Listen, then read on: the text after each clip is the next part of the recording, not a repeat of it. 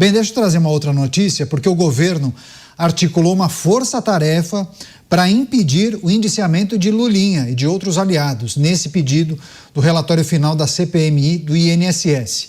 Tanto o PT quanto outros partidos da base trocaram os aliados, os integrantes desse colegiado, para tentar conseguir a maioria contra o parecer do relator e pediram que todos se preparem para passar a madrugada no Congresso se for preciso. A ordem é evitar uma nova surpresa na CPI, como que aconteceu na abertura, né? Você se lembra, quando a oposição conseguiu eleger o presidente e o relator, acabou fragilizando a base do governo. Se conseguir rejeitar o relatório oficial, os governistas pretendem pressionar o presidente da CPI do INSS a votar um relatório paralelo, que pede o indiciamento, chuta de quem? Jair Bolsonaro e Flávio Bolsonaro, pelo roubo dos aposentados. Deixa eu começar essa com o Luiz Felipe Dávila. Você, Dávila, notícia de momento, articulações a mil em Brasília, inclusive para conseguir rejeitar o relatório oficial, e aí tem a ideia de votar um relatório paralelo, e nesse paralelo, Jair Bolsonaro e Flávio Bolsonaro seriam indiciados. Não é piada, não é verdade isso. Ô Canhado, o Brasil é o seguinte, este governo, tudo que é escândalo de corrupção tem uma marca PT. Petrolão, Mensalão, Banco Master, roubo do INSS, tudo tem uma chancelinha PT. E tá aí as pesquisas de opinião mostrando isso. Se ontem mesmo nós divulgamos aqui a pesquisa Atlas sobre o Banco Master, e se somar lá aqueles que acham que o governo está totalmente envolvido, muito envolvido ou parcialmente envolvido, dá mais de 57%. E o governo está louco para passar um pouco dessa conta para o governo do Jair Bolsonaro. Agora, para fazer isso vai ser difícil, né? Porque como é que pulou o rombo do INSS de 1 para 3,5 bilhões de reais em um ano de governo petista? Como é que vai explicar que o PT e a esquerda votaram contra todas as medidas moralizadoras que acabavam com os descontos automáticos? Como é que vai mostrar que os maiores beneficiados dessa história têm filho do presidente, irmão do presidente, políticos ligados a movimentos sindicalistas da esquerda e os próprios sindicatos? Como é que vai explicar isso? Então, olha, eles vão ficar com muita olheira nessa madrugada para tentar contar uma outra história e passar por cima de tudo o que eles não fizeram e de todos os nomes que estão envolvidos até o pescoço. Pois é, deixa eu passar para o Mota. O governo tenta indiciar Flávio Bolsonaro e Jair Bolsonaro em um relatório paralelo. E aí muitas pessoas até se manifestaram aqui da nossa audiência, Mota, dizendo, poxa, mas daí a CPMI cairia em descrédito, né? Passa semanas debruçada investigando figuras envolvidas, né? E aí você monta ali um PowerPoint, né? Tal figura ligada a essa, que tem a conexão com essa daqui, monta-se um relatório apontando mais ou menos como é que era o esquema, né? Passa para a Polícia Federal, Ministério Público, avancem nas investigações. E aí, por uma articulação de bastidor, pode-se votar um relatório paralelo que vai completamente na contramão daquilo que foi debatido e analisado e investigado por semanas? Bom, o que foi a história do Brasil nos últimos anos, né, Canhado? Se não uma versão um pouco mais estendida exatamente disso. Se a gente entrar numa máquina do tempo e voltar aí 6 ou 7 anos, a gente vai ver que muitas dessas figuras que hoje estão aí no centro do poder, dando as cartas no Brasil, há 6, 7 anos atrás, estavam nas cordas, estavam em uma situação juridicamente complicadíssima, eram alvo de inúmeros processos criminais. Isso tudo foi esquecido.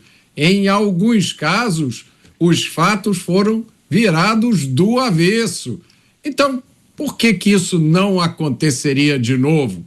Eles querem indiciar Jair Bolsonaro, Flávio Bolsonaro, daqui a pouco, Canhato, vão jogar a culpa do escândalo do INSS e do Banco Master nos manifestantes do 8 de janeiro.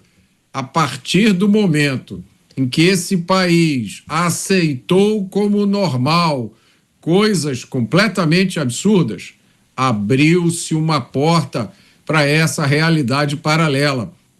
E aí eu vou votar aqui com o relator Cristiano Beraldo.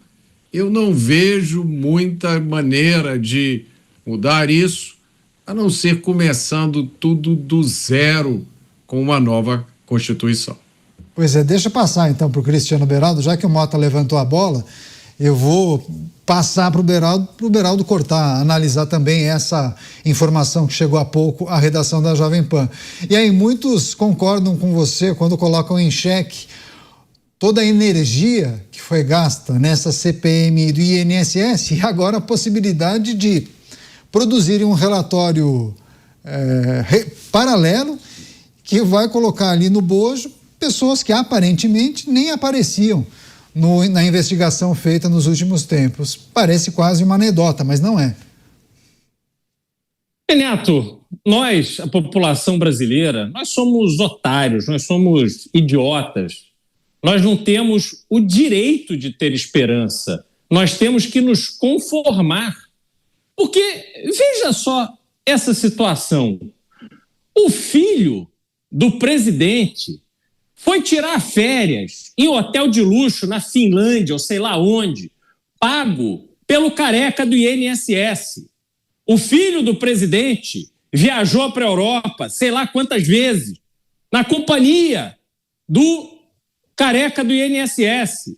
O filho do presidente foi com o dono, o CEO, sei lá quem, da tal da Victor, para a China, na comitiva presidencial. Este governo, que é o governo do povo, do sindicato, que está muito preocupado com os pobres e os oprimidos, este governo é que colocou no Ministério da Previdência Social essas figuras aí que estão todas encalacradas até o pescoço, porque há comprovação do seu envolvimento com essa gestão completamente fraudulenta dos convênios com o INSS e desses bancos, instituições financeiras, associações e por aí vai.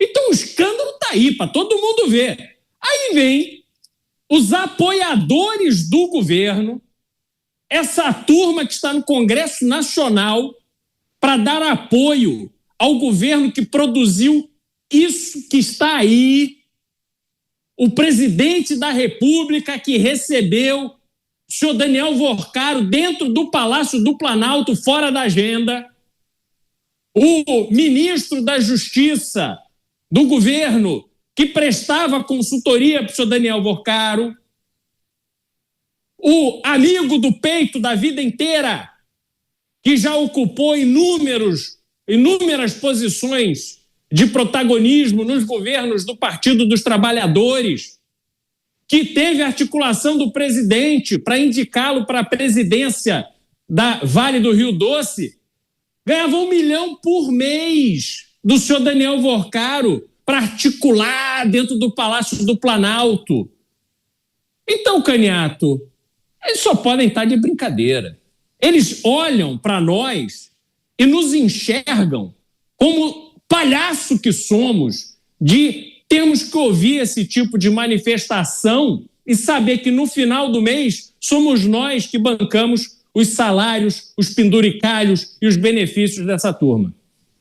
Pois é, a expectativa é de que o relatório seja votado ainda hoje, possivelmente isso vai ultrapassar a meia-noite, vai invadir inclusive o sábado. Deixa eu passar para o Bruno Musa também trazer os seus destaques, sua reflexão sobre essa articulação da base governista, inclusive projetando troca de integrantes. A ideia é rejeitar o texto, o relatório oficial, colocar para votar um texto paralelo, alternativo, com figuras que não apareceram no outro, inclusive 2 integrantes da família Bolsonaro. Musa. Bom, acho que foi muito bem colocado já por todos os meus companheiros aqui, mas eu acho que eu queria deixar apenas 2 mensagens importantes. primeiro ponto é que isso é claramente algo para tampar o que de fato está acontecendo. Tentar trazer algum barulho adicional para que isso seja divulgado e não de fato o que ocorreu, os fatos concretos em si. Acho que não será suficiente para ser sincero. Grande parte da mídia já entende ou já está fazendo todo o esforço necessário, pelo menos até o momento, para mostrar que isso tem nome, isso tem a ver com o governo atual e tem a ver com grande parte ali de nomes importantes dos poderes da República Brasileira. Então, acho que é uma cortina de fumaça que não conseguirá escalar. Veremos. Mas o recado principal aqui é, isso mostra claramente para aqueles que acreditar no ano 2000 era uma coisa. Eu acho até estranho, mas é uma coisa. Acreditar em 2026, depois de 22 anos de poder, quem está no comando do Brasil hoje, realmente é um autoquestionamento que precisa ser feito para cada um. Com tudo isso que está acontecendo, com essas pessoas que sustentam esse governo, querer tapar o sol com a peneira em algo tão grave que não tem a ver com esquerda ou direita, pessoal. Tem a ver com esquemas bilionários de corrupção, de velhinhos aposentados, de tomada de crédito consignado de pessoas que sequer pediram crédito e estão endividadas agora. Para ouvir ontem uma fala do presidente dizer depois a população culpa o governo. Claro que a população culpa o governo e ela tem razão em culpar o governo de tudo isso, porque são anos a fio de políticas populistas em uma população sem educação financeira estimulando o endividamento. Então isso tem nome, tem sobrenome, tem partido, tem absolutamente razão em atribuir a culpa a essas pessoas. E são essas mesmas pessoas que querem jogar a responsabilidade em terceiros que estão pouco se importando com os aposentados e com o nível de endividamento da sua família e da sua empresa. E você paga essa conta. Então isso é uma cortina de fumaça que eu espero que ninguém caia nessa armadilha. Pois é.